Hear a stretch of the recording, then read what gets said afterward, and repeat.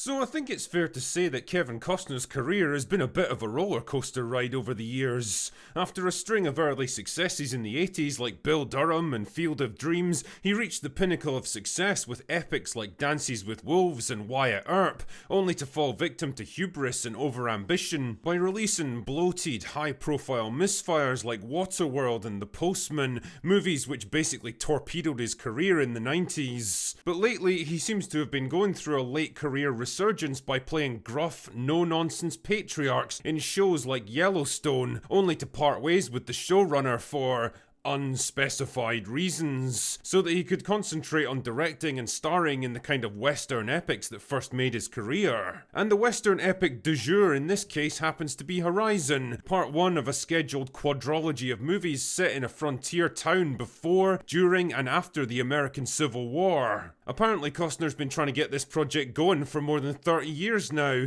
It's been stuck in development hell and passed through a whole bunch of studios and production companies, but here it finally is. With a 3-hour runtime, a huge star-studded cast, the usual gorgeous landscape shots you'd expect, and a complex multi-threaded storyline, it's definitely got all the ingredients of another epic Oscar-bait western movie to add to Costner's trophy cabinet. The only question is, does it actually manage to combine them together into a satisfying end product? Well, let's find out, shall we? The narrative is divided up into 4 main strands. The first one follows a homemaker named Frances who's forced to flee Horizon after the town gets attacked by Native Americans and her husband and son are killed in the raids. She and her daughter soon come under the protection of the US Army at a nearby fort, where one of the officers there takes them under his wing as he and the others debate how to respond to the Apache threat. Meanwhile, the second thread centers on the Apaches themselves, who are divided over how to deal with the white man encroaching on their territory. The elders of the group are kind of resigned to their fate and believe that peaceful coexistence is the only way to survive,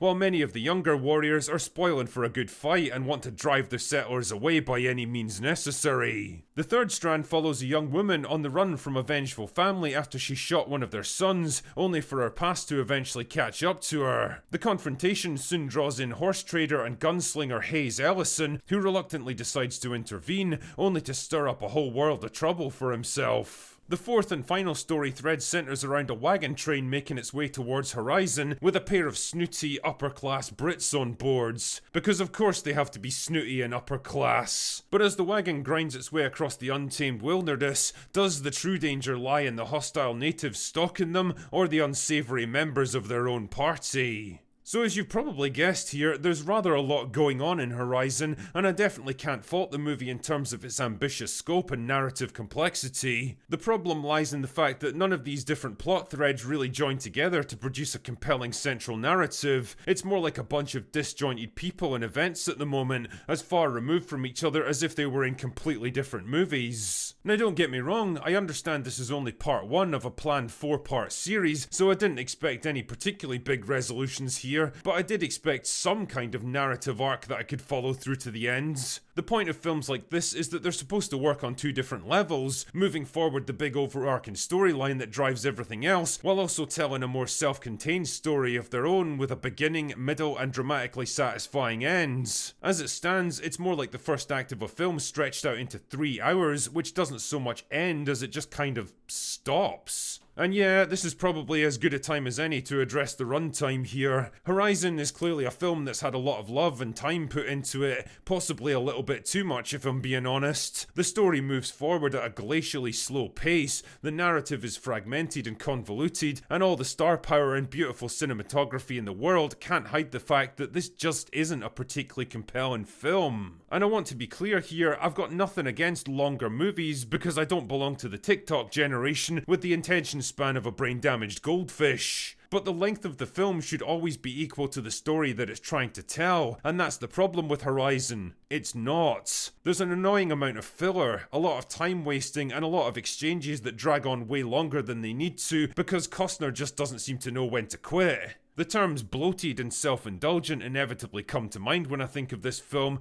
and that's a real shame because there's some genuinely great stuff in there too. From a cinematography point of view, the film looks gorgeous. The landscapes and towns and period details are all top notch, the performances by an experienced cast are mostly great, and the movie does a great job of depicting just how hard and unforgiving and dangerous life on the frontier actually was, and it certainly doesn't shy away from violence and gore. And it was definitely a smart move to balance out the story by showing things from the Native American perspective as well. Both sides have different factions vying for control, and while you can tell that armed conflict is definitely coming, there's also cooler heads trying to avoid bloodsheds. Costner's subplot is probably the most gripping and interesting story of the bunch, and honestly, it feels like it should have just been the entire movie all by itself. The problem is that Costner's character doesn't even show up until like an hour into the film, and just when things are getting interesting, we end up cutting away to another storyline that I don't particularly care about. Like I say, the end result is a narrative that feels fragmented, unfocused, and unnecessarily convoluted.